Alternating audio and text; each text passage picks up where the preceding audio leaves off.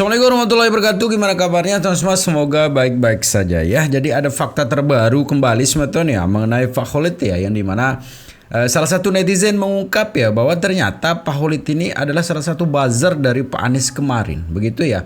Jadi kalau ini benar, waduh kok dikait-kaitkan dengan politik begitu ya, karena kita tahu perjuangan Pak Khalid kemarin bagaimana ya. Tapi menarik untuk kita reaksi semeton. Gimana videonya? Ini dia. Selamat menonton. Jangan lupa like, subscribe, komen, dan skip. Ya, tetap kami berharap doanya saudara-saudara. Ya. Nah, ini pengen tahu lingkungan saya ya. Biar netizen tahu sebenarnya saya ini seperti apa. Tuh, lingkungan saya tuh. Tuh lingkungan saya tuh. Tuh, pengen tahu Mak. Tuh. Ini paman saya, nih. Ini paman saya. Biar tahu ini lingkungan saya. Pesan untuk para pekerja BPN yang main-main tentang persoalan ini, awas, hati-hati. Itu ya. Suara saya sudah mulai suara nasional. Kalau kata saya geruduk pasti digeruduk. Batalkan itu. SHM, HGB itu harus dibatalkan. Betul. Nggak boleh, itu haram itu. Betul. Ada itu hukumnya, sertifikat di atas laut itu nggak ada. Mantap. Betul. Dan kelakuan ini udah saya lihat sama dengan sudah mulai mencoba untuk menggarong kedaulatan negara kita. Betul. Karena laut adalah simbol kedaulatan negara. Ini orang dinas-dinas ini sama juga menjual air adalah simbol kedaulatan negara. Betul. Kalau airnya dirampok, tanahnya dirampok, berarti sudah merampok bangsa Indonesia. Betul. Dan pengen tahu lawannya siapa? Kami rakyat Indonesia yang melawan. Siap. Takbir. Siap berjuang. Siap. Siap. Nah itu sebetulnya salah satu keberanian dari Pak Khalid ya, ini mana dari kemarin memang suara Khalid betul ya sudah menjadi suara nasional begitu. Tapi berita yang tidak mengenakan sebetulnya ya ketika sekarang Pak Khalid dikait-kaitkan nih ya dengan pemilihan kemarin, di mana sekarang Pak Khalid dibilang sebagai salah satu buzzer dari Pak Anies ya. Ini dia. Tiba-tiba muncul foto videonya Pak Khalid waktu jadi buzzernya Anies. Ini bener nggak nih menurut teman-teman, bener nggak? Coba kalian lihat lagi ya, perhatikan lagi ya. Kalau menurut saya ini mirip. Kalau ini bener ya, saya sangat kecewa. Kok bisa gitu? Orang sepinter Pak Khalid ditunggangin politik betul. Di belakangnya. Ditunggangin seseorang untuk menghancurkan seseorang pula di belakangnya. Bagi saya, siapapun yang membela rakyat, mau Pak Khalid, Rocky Gerung, ataupun Mulyono sekalipun, saya dukung. Tapi kalau sudah ditunggangin politik, sudah dimanfaatkan oleh politik, no. Oke, gitu aja teman-teman ya. Paham ya? Jangan lupa beralasan sebetulnya kecurigaan para netizen. Karena awal juga ini tersebar ya pemberitaan pagar laut ini ya, salah satu dari buzzer Pak Anies juga kemarin itu, kalau tidak salah Pak Sadidu ya, yang dimana sekarang dalam satu momen Pak Khalid sama Pak Sadidu ini bersama begitu ya. Ini dia videonya. Artinya anak buah Prabowo yang sekitar Pak Prabowo itu angkat tangan. Kecuali angkatan laut datang dan menyatakan diperintah melaksanakan perintah Presiden Prabowo. Oke? Pasti publik bertanya, sekuat apa sih aguan PT Agung Sedayu ini sehingga semua tunduk patuh dan takut? Oke? Saya ingin menjelaskan nilai proyek ini, saya sudah presiden menyatakan, saya punya data menunjukkan bahwa dia menargetkan dari proyek Pantai Indah Kapuk 2 itu untung 20.000 triliun. 20.000 triliun. Yang sangat fantastis. Oke.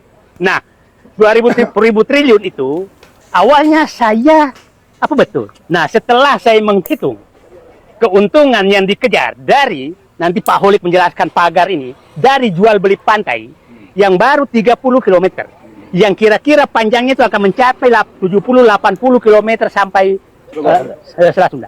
Nah, kalau di sini saja ini Pak ini sekitar 1 km lebih nih. Oke, 1 km ke lebarnya.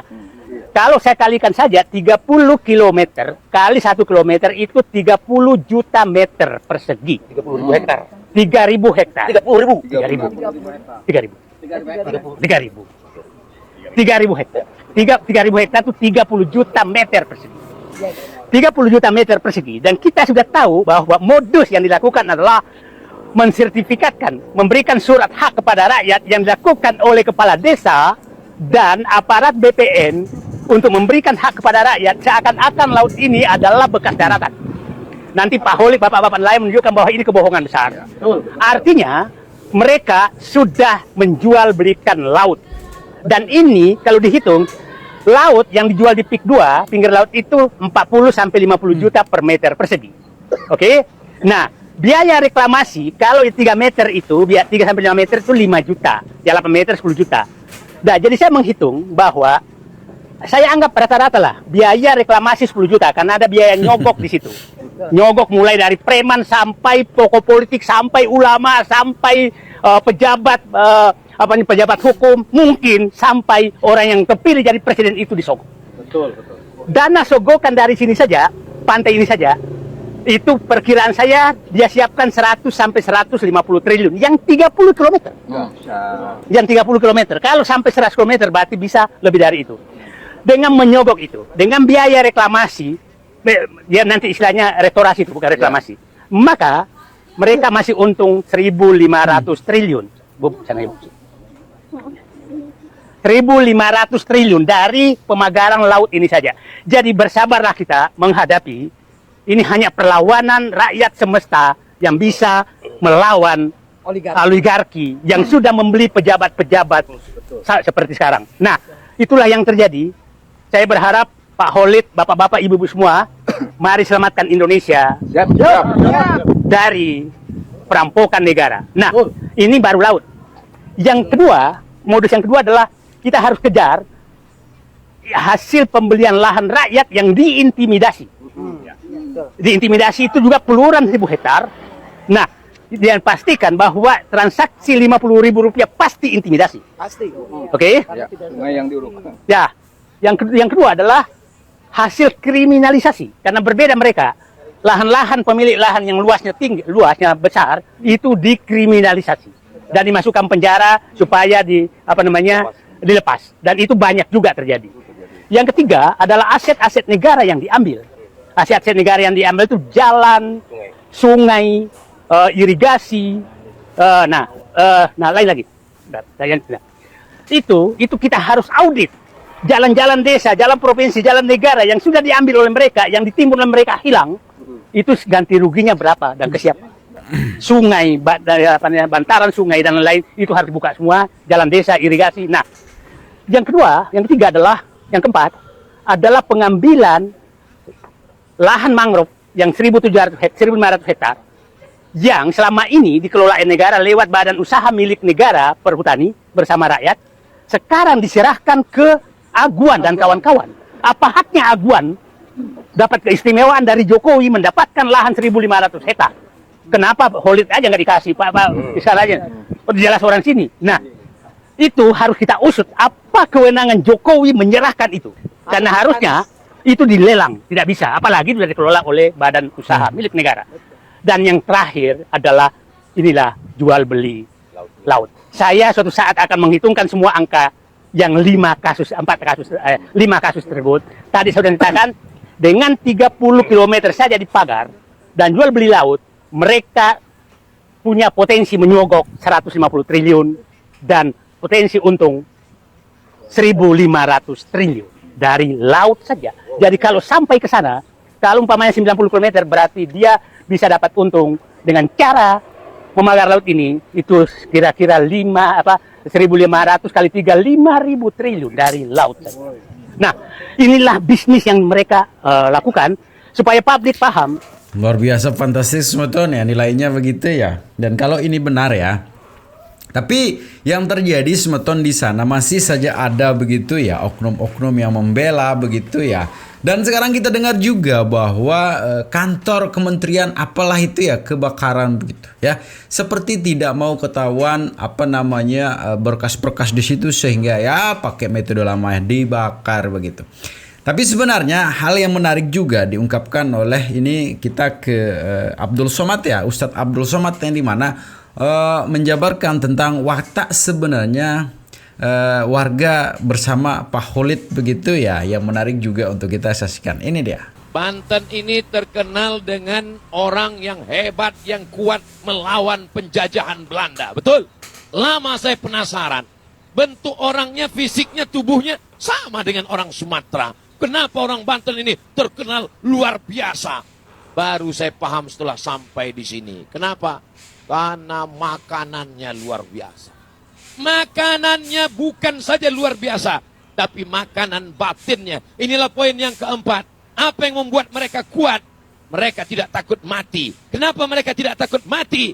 Karena mereka dekat dengan ulama. Ulama mengajarkan, kalau kamu mati melawan Belanda, kamu mati melawan Jepang, kamu akan mati syahid.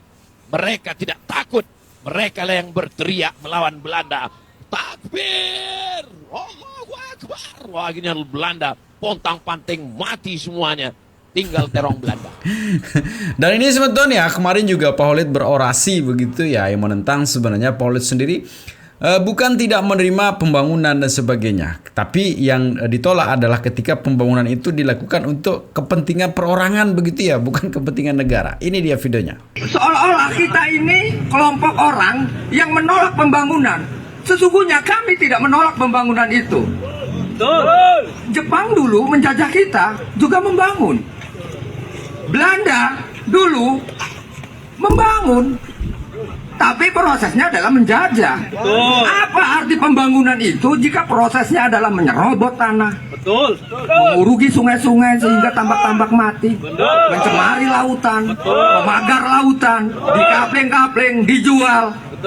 Ini namanya kan penjajah. Lalu kemudian yang disebut pembangunan itu, apa artinya? Saya tidak cemburu dengan mereka yang punya Rubicon 7. Saya juga tidak cemburu dengan mereka yang rumahnya tingkat 7. Dan saya juga tidak mengiri kepada mereka yang duitnya bertonton. Tapi saya akan marah ketika proses pendapatannya itu adalah hasil ngegarong. Saya akan marah ketika proses pembangunan itu adalah menjajah tanah leluhur kami. Maka saya akan katakan hari ini, mudah-mudahan Aulia Sultan Ageng Tirtayasa menyaksikan ucapan saya ini. Maka detik ini kami akan nyatakan perang pada orang itu. Terima kasih. Assalamualaikum warahmatullahi wabarakatuh. Nah itu sebetulnya orasi yang luar biasa dari Pak Khalid sebenarnya. Tapi menurut saya pribadi sih sebenarnya terlepas dari kepentingan apapun di situ, tapi sangat disayangkan dan sangat tidak dibenarkan ketika laut juga dikapling begitu ya. Sebetulnya tanah juga dijual begitu untuk kepentingan perorangan di situ ya. Karena kita tahu sendiri bahwa benar ya bahwa kedaulatan kita itu kan bumi dan laut begitu, tanah dan laut gitu ya, Indonesia begitu. Kalau ini bisa dikapling-kapling dan dijualkan untuk kepentingan orang luar lah, bagaimana nasib generasi-generasi sesudah kita begitu ya, yang dimana tanah itu sudah habis, tanah itu sudah milik perorangan, tanah itu sudah milik negara lain. Itu sangat disayangkan sebetulnya. Tetap jaga persatuan dan kesatuan kita ya. Assalamualaikum warahmatullahi wabarakatuh.